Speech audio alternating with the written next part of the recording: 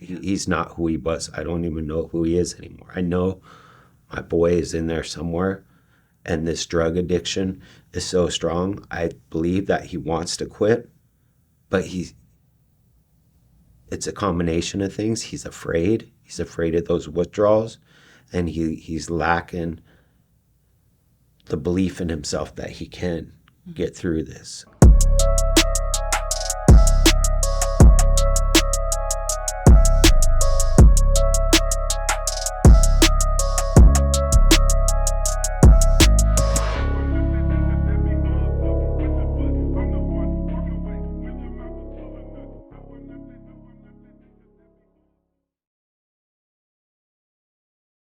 Will you just introduce yourself? Tell me who you are, a little bit about yourself.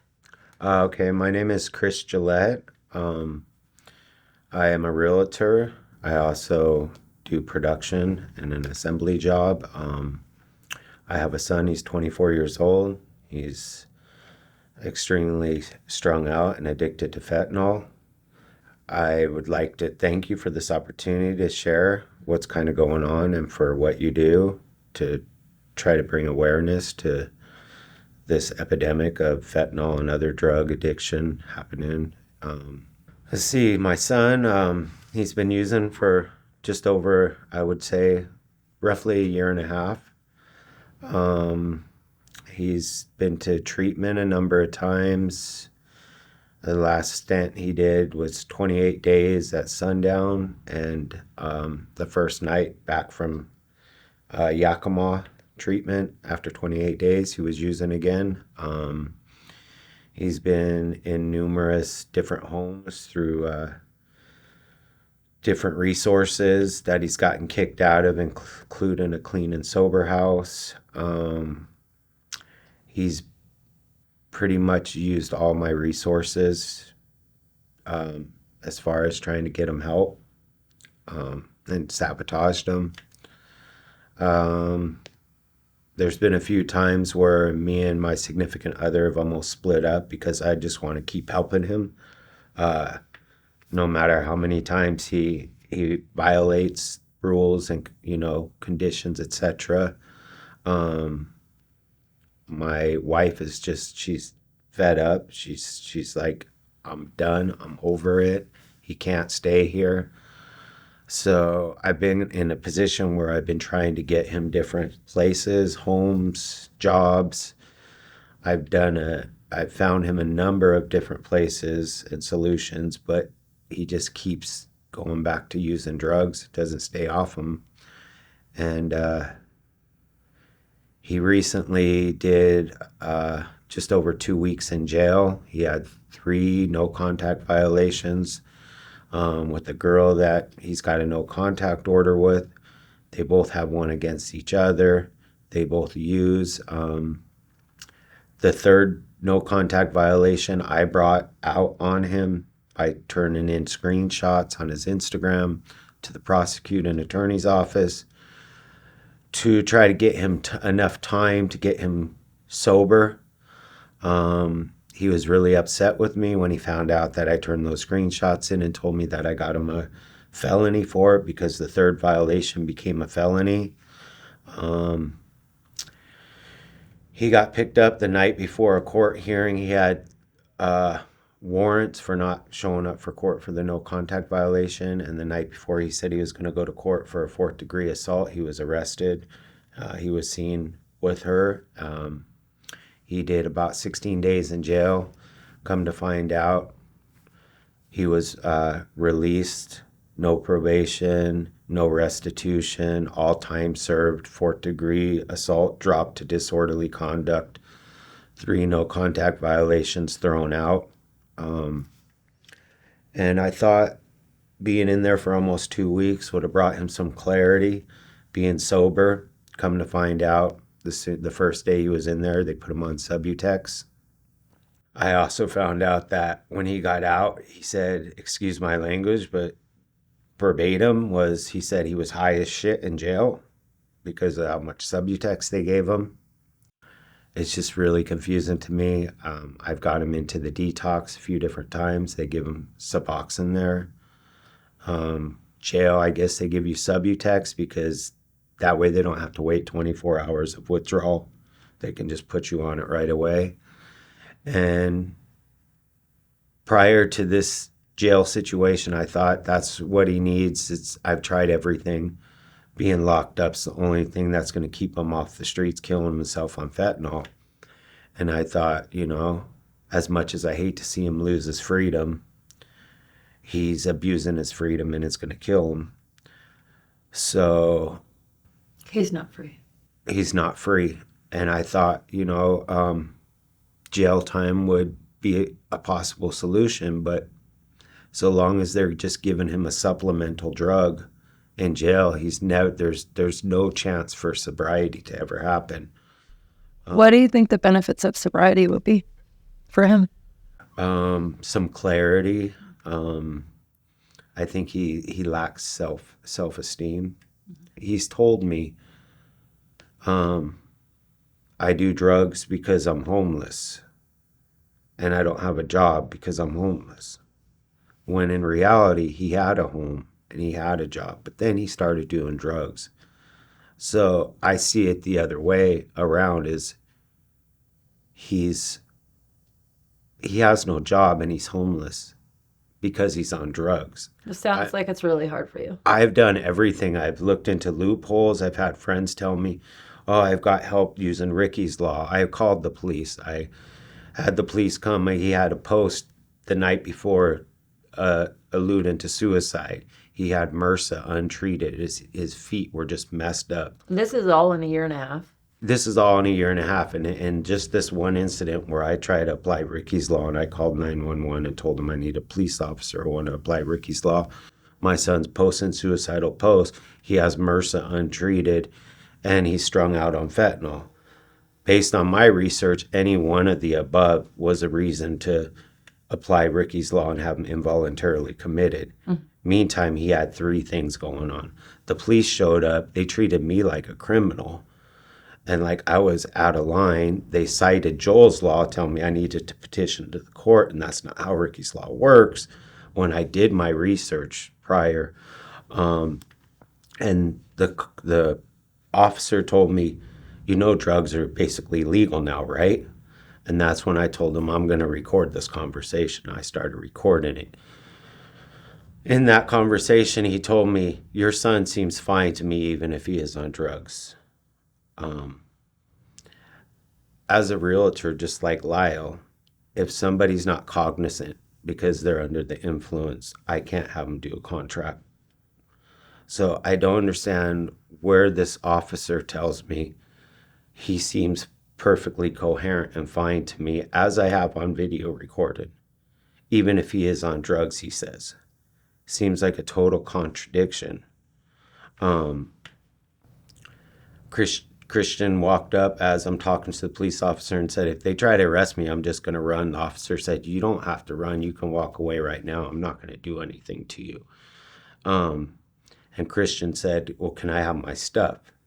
And the cop looks at me and says, do you have his stuff, accusingly? And I said, I have stuff that I brought for him. I didn't take his stuff. I got stuff in the truck that I brought to him. It was just the solution I thought I had turned a horrific situation into a worse situation. It took away trust from Christian, my son, as far as being able to trust me. Little does he realize that I was just doing it for his own good. There's probably no way you're going to make him see that until he has some clarity. So try not to beat yourself up too much about that. Yeah, he actually, when he was in treatment and he got out, he left all his paperwork. The questions they ask you, how has my addiction affected my family? And I went through it, and surprisingly, he owns up to a lot of his faults. When he's sober, like he was in treatment and actually had some clarity, he owned up and he took responsibility. But this drug, fentanyl, it's so new, and from what I understand, the addiction is just off the charts. from anything. It's because it creates a physical dependence. So that's what opiates do. They make people physically ill after using them for a period of time if they don't do them. So, and the pain that a person experiences, and again, I haven't used fentanyl. It's a shorter lasting opioid, and it's synthetic. So with heroin, which is what I used for a really long period of time, you become physically dependent on it. And then when you don't have it, you become physically ill with diarrhea, vomiting, sweats, your bones ache sometimes. And methadone and Suboxone create a very similar kind of dependence as well. Yeah, as I've noticed, because I have helped him, Yeah. withdraw and detox, Yeah. for 5 days straight, Yeah. watching him sweat. And I wanted to try to avoid him getting on a Suboxone program and just get clean on his own, because I have friends. I have a friend, he's been on Suboxone program for 6 years. Yeah. He told It's a me destination these if days. he knew what he was getting into, he never would have done it. Yeah. But he is at least, Functioning. Another friend of mine, he's off of it, but he was on it for about 2 years, and he was able to get his life in order. So if that's what it takes for Christian to get off the fentanyl, at least it's not killing people and they're not dropping like flies like they Yeah. do with fentanyl. I'm okay with that. But in all honesty, Christian told me he could get off the fentanyl and through the withdrawals by smoking marijuana, and he preferred to do that than do Suboxone. So it being natural and based on my knowledge, talking to other people in Suboxone programs, I was okay with it, and I actually got him some marijuana and let him go through the detox and the withdrawals, and just kind of gave him enough weed when I'd see him having cold sweats at night, just kind of slowly administered it to him or gave it to him so that I can get him off it. And I'm just so frustrated because, as you mentioned earlier in the segment with Lyle, and at 12 years old, your children pretty much call the shots. Yeah. But yet we're held liable Financially and legally. financially. For everything. Christian was in jail when he was like 16 years old. Yeah. And on top of paying child support, they were charging me like $600-700 a month for his For him. incarceration. But Even though we have no consent in what they do. yeah, and I mean, he was on probation as a juvenile, wasn't coming home for his curfew. Probation officer wasn't holding him accountable. And then they ended up giving him like 10 no contact or 10 probation violations as a plea bargain. But they never held him accountable for the first one or the second one. Right. They just stacked him up against him, versus what they should have done was put him in jail or in juvenile hall for the first or second and made him do time, made him do twice as much time if he violated again, Right. instead of just slapping him on the wrist and then making him think it's okay. And then, Him He continuing actually- to do the behavior. yeah, he actually got beat up by the police. I saw him the next morning in the jail, visiting him. His whole face was messed up. And he was arrested on warrants and for being intoxicated. And just maybe 2 weeks prior to that, at my house, he tried to assault me. I brought him to the ground in the middle of my living room by myself without scratching him. And he was sober at the time. So I knew when I saw his face busted up in jail that night, and that morning, he'd been arrested the night before, I knew there was more to the story than what the police report said. And Christian was intoxicated at the time, and there was no reason why his face should have been busted up by 4 or 5 arresting officers. Yeah. Bringing my 150-pound son Yeah. to the ground drunk. Christian was charged with assault on a police officer because when they were choking him and they let him up, he went to run, and the cop put his leg out to trip him and supposedly hyperextended the cop's knee when he went to trip Christian. But it was all just a cover-up, and they intentionally made sure I didn't show up for court because he was a juvenile. The day I called to see if court was still scheduled for next week, I talked to the probation officer that same day, the probation officer called his mom and said, we're going to move it up till tomorrow. He's going to have court. They plea bargained him on 10 violations and no contact or probation violations, dropping those 10 violations to plead guilty to the assault on a police officer. He was totally swindled. I know I'm kind of getting off track, but it just all falls back to the system not really working Yeah. for individuals, for addiction, for accountability. In one way or another, it seems like they're continuing to fail. Yeah. Yeah. It's Yeah. like they're going from one end of the pendulum all the way to the other.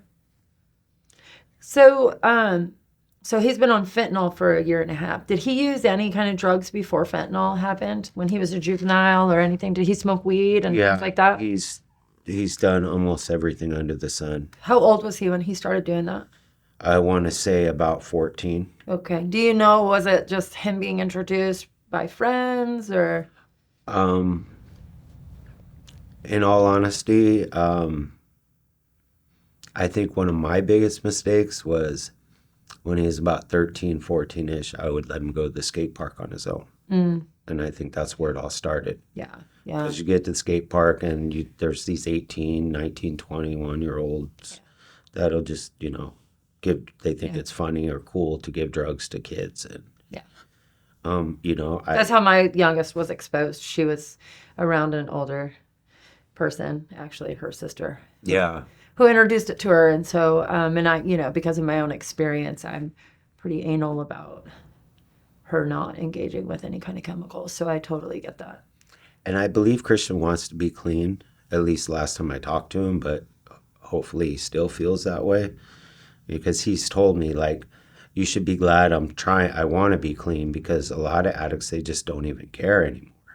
Yeah, I think, well, and I would say, and I don't know how you feel about this, but I feel like we have a system that is set up to incentivize continued use. Absolutely. Because there are a whole lot of services that cater to the symptoms of, right? The symptoms of addiction, which are homelessness and a whole lot of a slew of needs that now, these services can come in and sort of, supply for individuals, and which is how they make their money. So Absolutely. that's my opinion. It's leading a number of different areas of our systems, our jail system in particular, our social service structure, our homeless system. So Yeah, absolutely agree. With Christian, he got a job at Marshall's as a security guard last summer.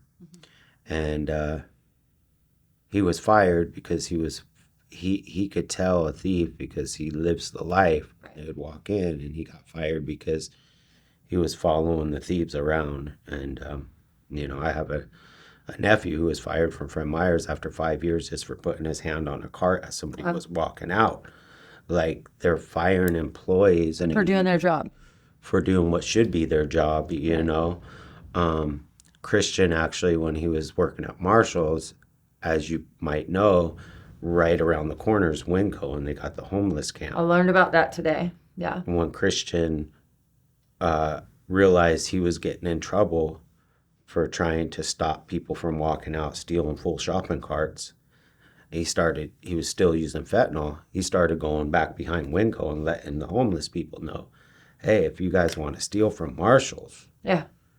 it's fair game in order for him to get fentanyl. Yeah. I mean, what kind of society are we living in where us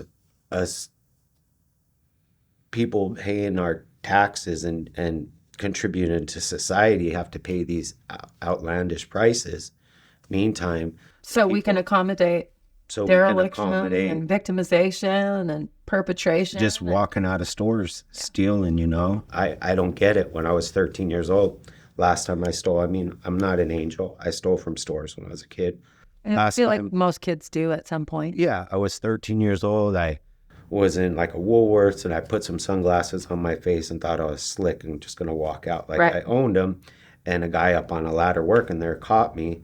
And this was in California. And back then, like late 80s, early 90s, they had a law. If you stole something, you, or if you're a minor, your parents could be charged up to 10 times the value. So these $10 pair of sunglasses I stole, it cost my mom $110 Yeah. to pay for me stealing. That was the last time I stole. I was like, my mom's a single mom of 3 kids. She can't afford $100 pair of sunglasses, but it all boils down to accountability. There was accountability. Yeah. When I was a juvenile, I got into some trouble. I was given 30 days in juvenile hall. That 30 days in juvenile hall was the last time I served. I was like, I am not going to do time again. Yeah. That's how we learn. We do it with our kids They when tell they're you don't toddlers. spank your kids, them in don't teach timeout. them consequence. but then they grow up to be adults, and it's like Wild. No boundaries, no it's- barriers, no it's- respect. Yeah, exactly. It's nuts. You're talking about Society and system the system has set made up the for decision. failure. Yeah. They've made the decision to raise our children for us Yeah, and disqualify us from any kind of authority in their life.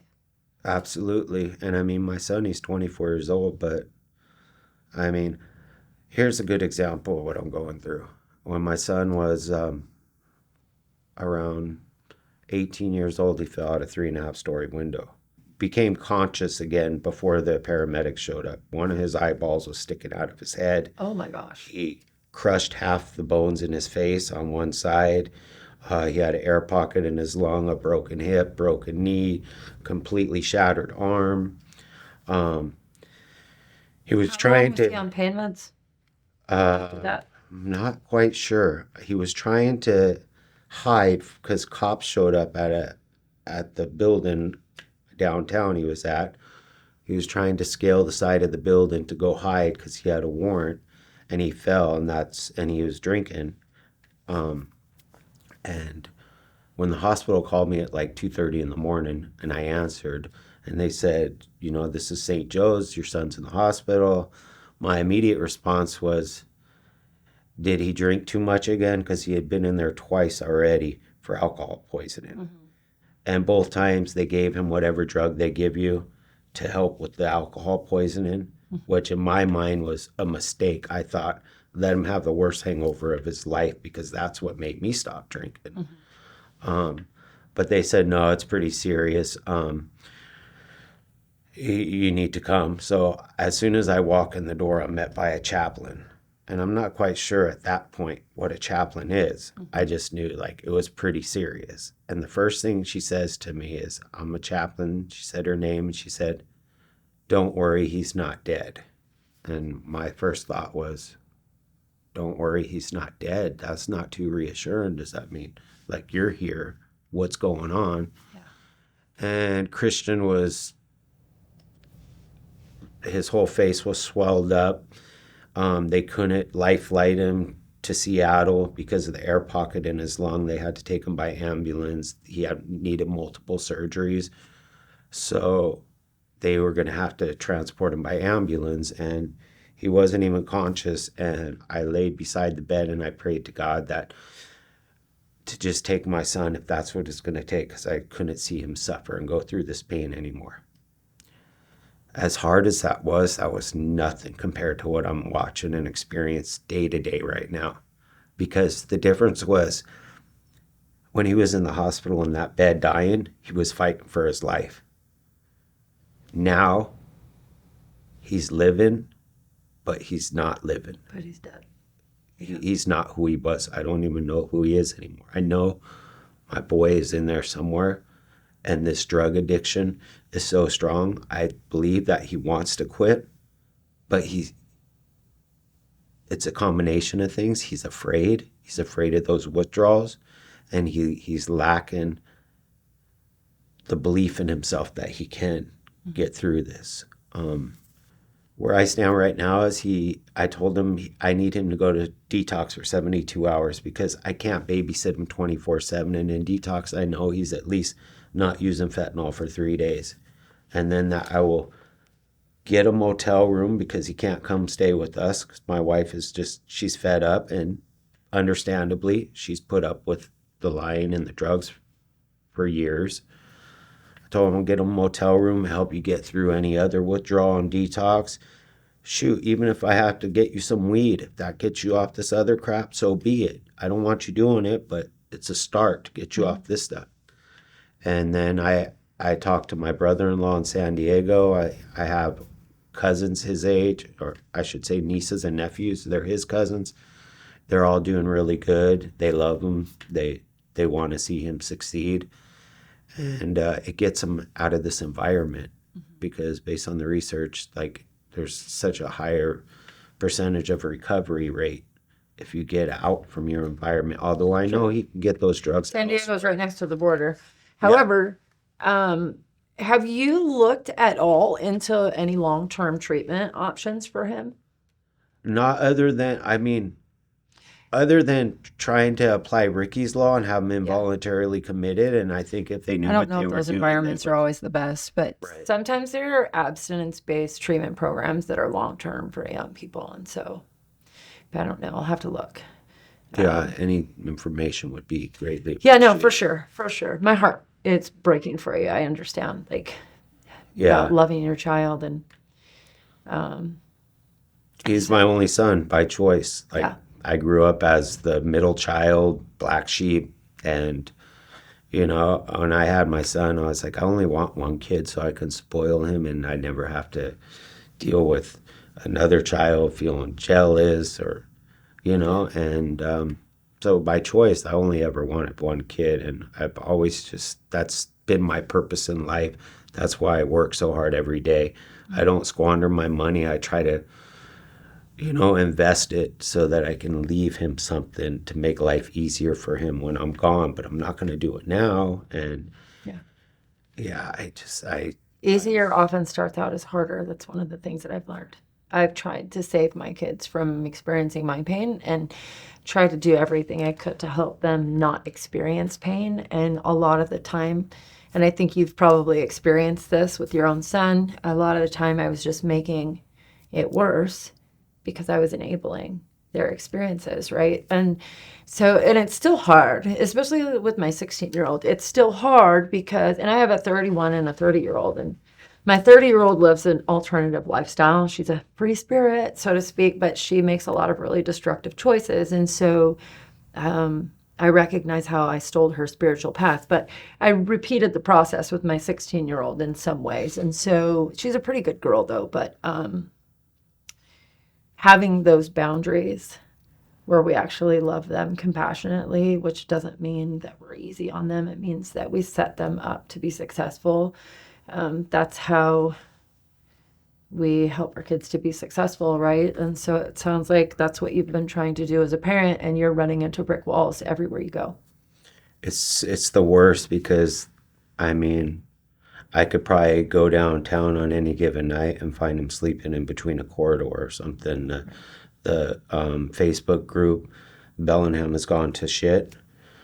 Somebody had I a better photo join that posted of this. They took a photo of this person sleeping in a corridor, and it said "so sad." They commented, "So sad. He looks like he's in his early 20s." It was my son.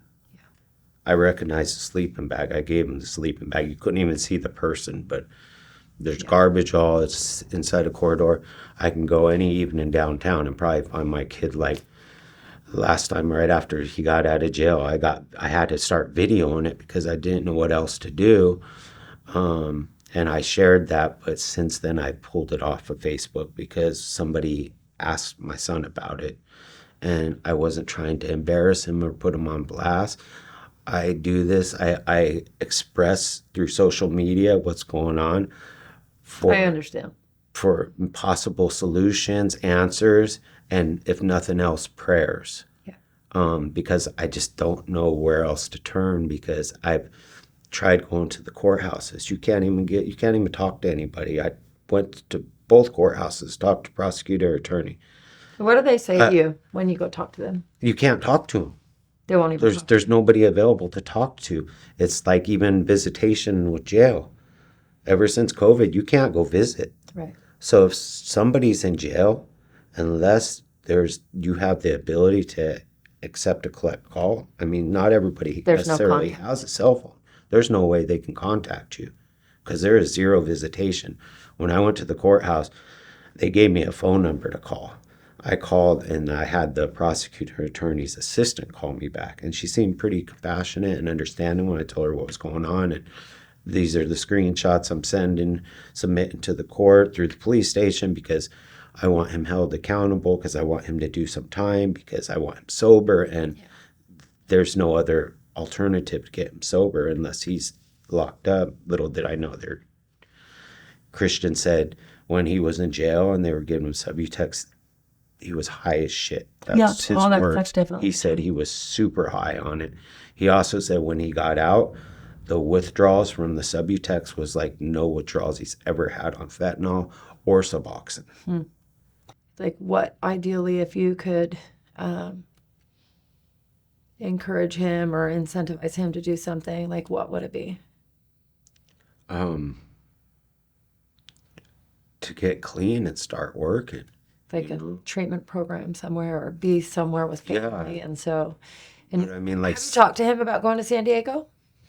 yeah, he was all for it, but he won't go to detox or 72 hours. It's been like almost 2 weeks now. I've offered this, resource. I've got him a job in Idaho with a client, $18 an hour, in his own guest house, but it was just too secluded for him.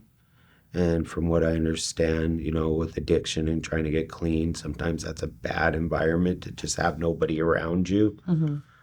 So that didn't work out, but he voluntarily went to Sundown treatment because he had went there twice as a juvenile.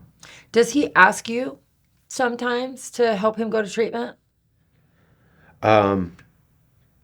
With Sundown, he didn't exactly ask me. He more or less agreed to go, though. He went on his own, and he stayed there for 28 days and did the program, except he did get kicked out like his last couple days there. He had a girl inside one of his rooms. It's boy, girl, co-ed, yeah. How does he, which I would love to be able to talk to him at some point, but how is he paying for his drugs? Panhandling. He must be. I mean, I can't give him money. I'll go buy him food, say about just under 2 weeks ago, I get a call.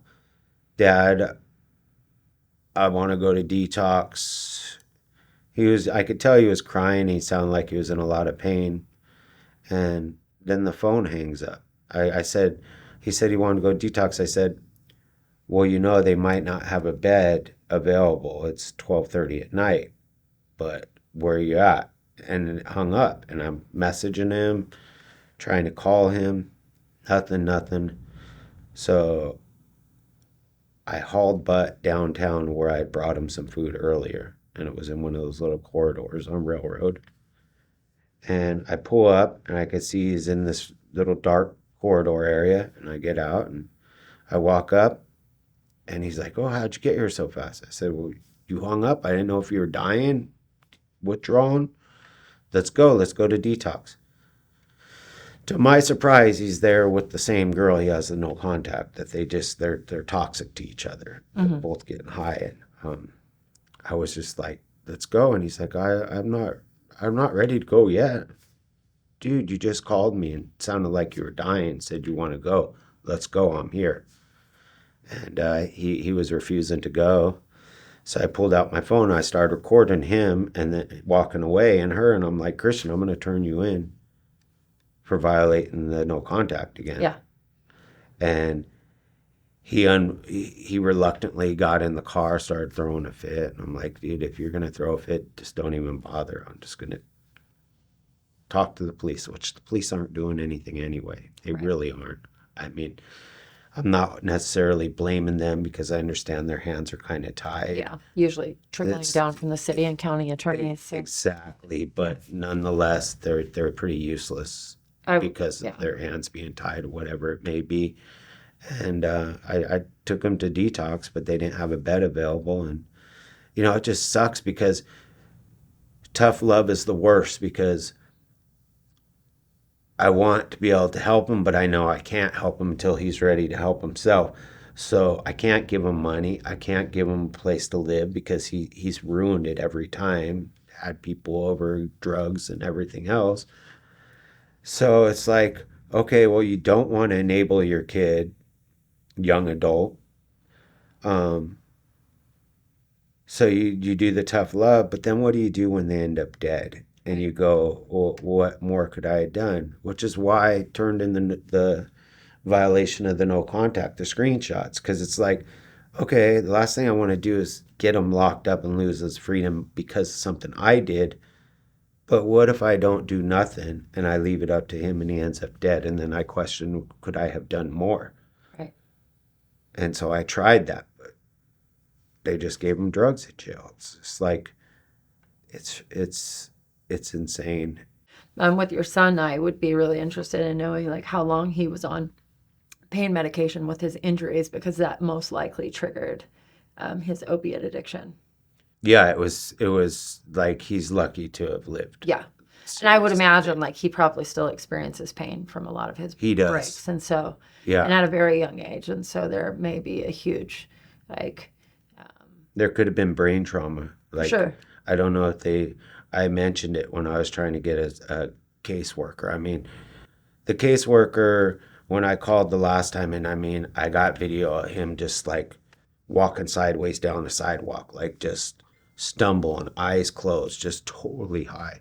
Yeah. And the social worker, caseworker, whatever she was, I called when I tried to call I think it was like the trauma hotline, suicide hotline. She pretty much evaluated over the phone, just asking him a few questions, that he was fine and they weren't going to do anything. But I was like, my son needs help and I am doing everything. I've tried Ricky's Law. I've tried this. I've tried that. I need some resources. I need some help here. But if my son dies, I don't know how I'm going to deal with it. Like, I mean, I pray to God and I try to hang on to my faith, and you just don't know until something like that possibly happens, like how so I try to mentally prepare and just, trust in God. I mean, my father died at like 51 years old. That's young. He was a heroin addict and a junkie for many years, and he was 20 years into sobriety. Oh. Clean.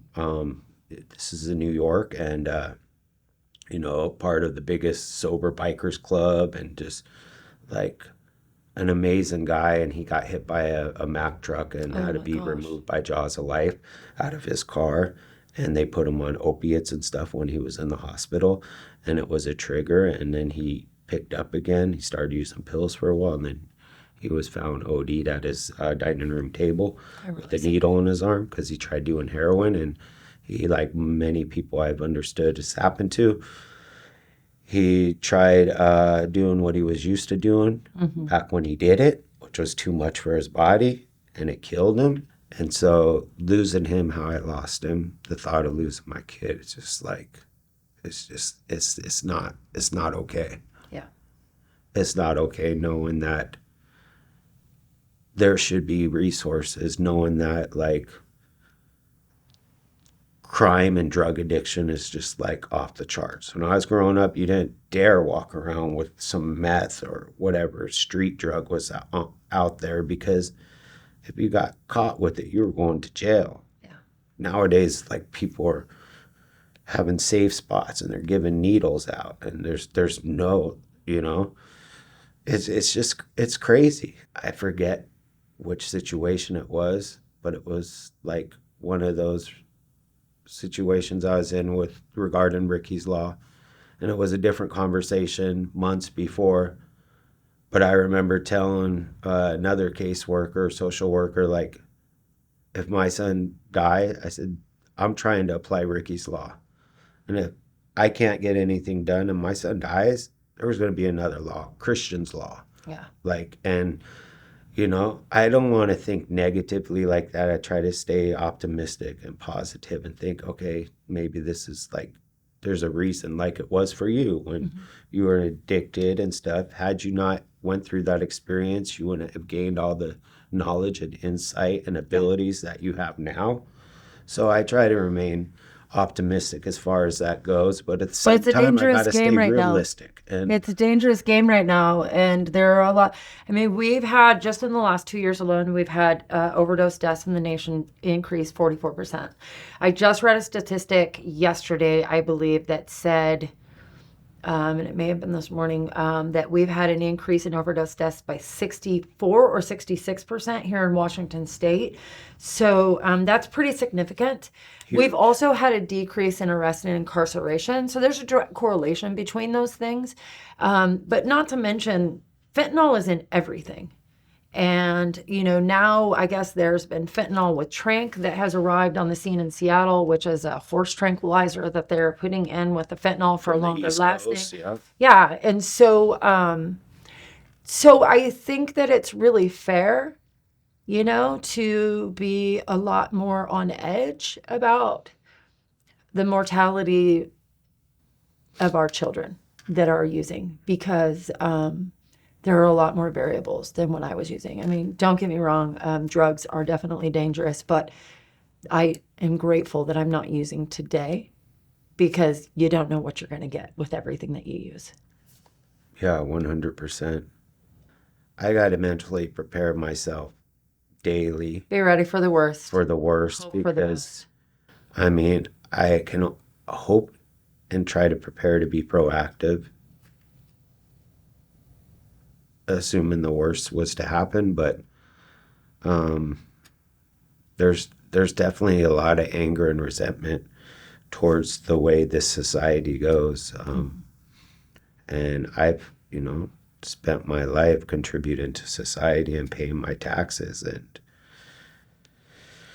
Have you seen, in your experience with your son, accessing the criminal justice system over the years since he was 16, have you seen a decline in their desire to incarcerate, and I don't know if I'm saying that correctly, so in the beginning of when he was being arrested, do you think that they were, a little more incentivized to remove him? I know that you said it took him a while with the probation violations, but did you see the system as a little more punitive than now? Have you seen sort of a Honestly, decline in no. their approach? I've seen a decline in their approach from when I was a kid. Yeah. But from when he was, 15, 16, up until now, he's 24. Yeah.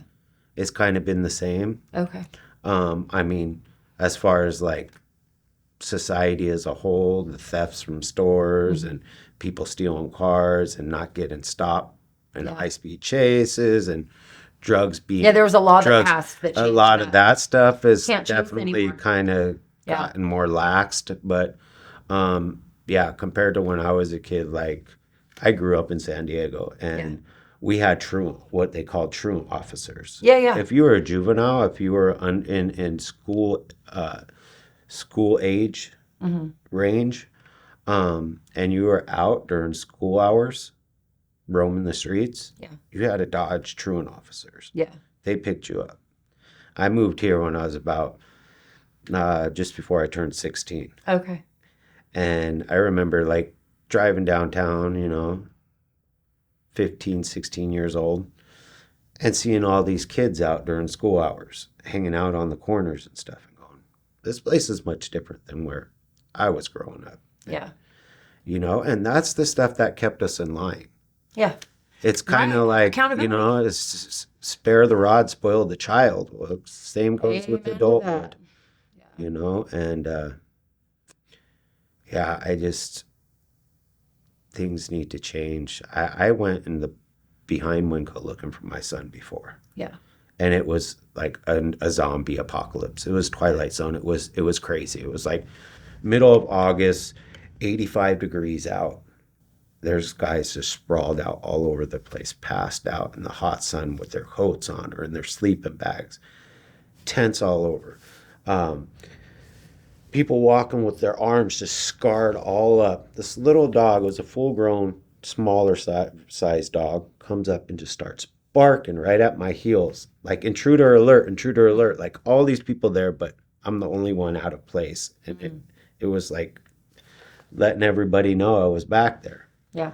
And people started coming out of their tents, like, what are you doing here? And I said, I'm looking for my son, Christian Gillette. We don't know who he is. And one guy pops his head out. He was closer to my son's age. And he said, I know Christian. I went to school with him. He hangs out downtown. He doesn't come back here. People don't come back here that aren't welcome back here. And I said, yeah, I get that. I wouldn't be back here either. I'm just looking for my son, and I'll die for my son. Luckily, he knew my son, and he just let me know he wasn't there. But it was insane seeing the people and the conditions they were in. It's just like some third world country craziness. And I want to ask you an opinion. So, seeing how people are living in those kind of encampments, do you consider the fact that we as a system and a society call that compassion? Letting them live that way, no. 100% lack of compassion, you know? And there's no getting better if, I mean, you could say, oh, lock these people up, but what good does that do if they're just giving them drugs in jail? That's the problem. Like, There's no intervention. like they say, oh, we can't, you know, it's about freedom. We can't let them go through withdrawal. It's torture. Like, no, torture is allowing somebody to continue to put poison in their body or contribute into that by giving them that. It would be like sitting there watching the man stab himself repeatedly with a knife on the corner, right? Yeah, exactly. And walking around him like it was no big deal. Yeah. Yeah, they need to, I guess, involuntarily mandate treatment for people more or something, because with the drugs and the addictions, they're not cognitive, they're not capable of self-care, taking Right. care of themselves. They need somebody there to monitor what they're doing. Yeah. There's otherwise it's just a downward spiral for them, and the only outcome is death, and a miserable death at that. How can I support you? Me, just like what you guys are doing. If you come across any long-term treatment I'm gonna ideas, poke around and see what I can find out. yeah. I mean, I've done a lot of research, and yeah. I don't know. I just wish I could lock them up in a shelter or somewhere Yeah. and force them to get clean. But yeah, I don't know. I really appreciate when Josh told me what you guys are doing. I'm like all for it. Cool. There needs to be more awareness of what's going on. Yeah. I think we lack a lot of awareness from a lived experience perspective. And so I think that's important. And we have a plan to talk to a whole lot of people with a whole lot of different perspectives. And do you think Christian would talk to me? I can try to get him. Show him my I think picture. He might. Tell him I used to be a zombie too. Yeah, I actually tagged him in the I would love your to meet him. story. Yeah, because he's actually a really good kid. Oh, I'm sure he's great. He is. I mean, you know, Drugs most don't make a addicts, person bad or good. They cause us steal and sometimes. stuff. He's never stole from me. Yeah. That's huge. That's huge, That's especially for really an opiate huge. addict. Like, he'll steal from stores. He'll steal, but he's never stole from his family or his friends. Like, That's he good. has loyalty still, even being That's good. addicted on drugs.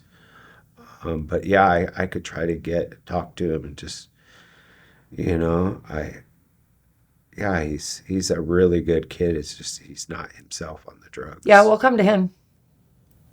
Yeah, Yeah. take him out and get some food and maybe just hang out with him. If he'll talk to me, that would be great. Yeah, that would be great. I'll try to find him in the next day or so. Okay. I mean, the people downtown, all the homeless, Yeah. they were starting to know me. Yeah. And I never even like gave them my names and stuff. Like one night I'm driving through a couple different alleys, and I got my windows cracked so I can hear anything, my radio down as I'm driving down this dark alley. I hear these voices, and someone goes, the hell is he looking at? And I didn't even know they were there until I heard the voice. So I stop and I back up a little to where I heard the voice.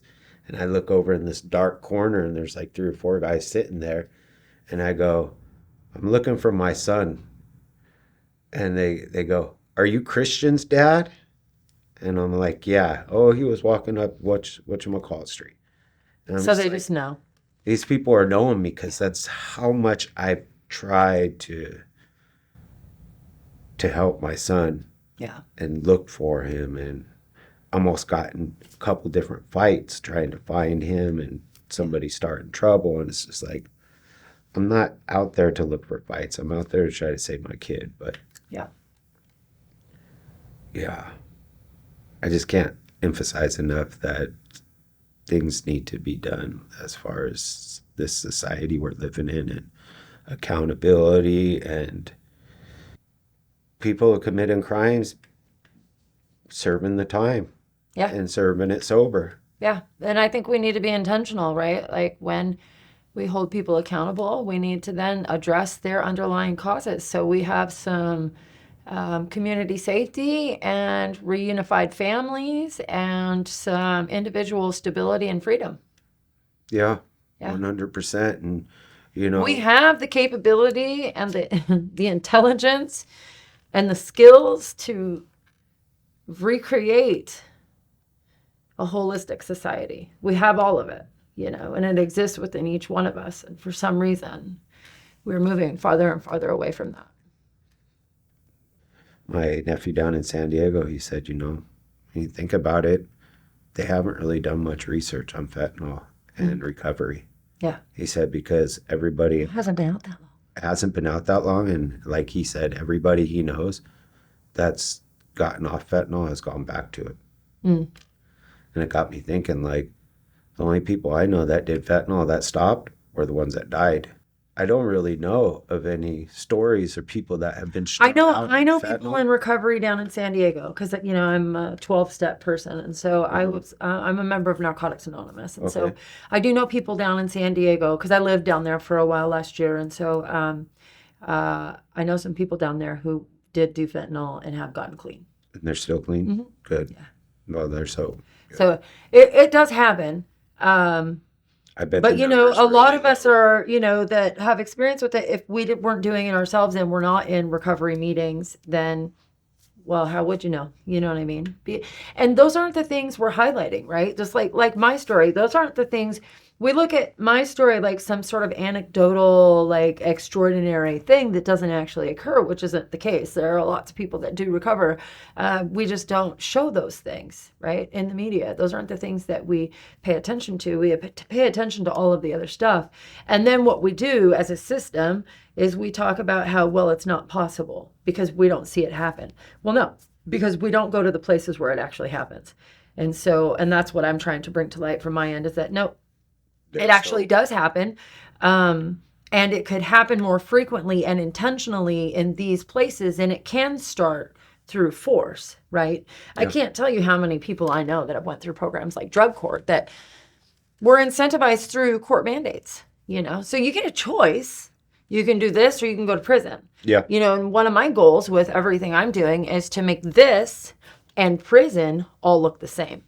So with them being intentional in their implementation. So that we're really addressing the underlying causes of people's circumstances, helping them to work through things with support from other people that have been there. Because there's a huge amount of hope and belief that is generated when a person sees another person that has actually overcome something. And so, but utilizing that, vessel to, show an individual what they're capable of, and then walking that person through all of these, uncomfortable and challenging things while teaching them how to live with integrity and to be accountable. Will there be 100% efficacy? No, because there's not with anything.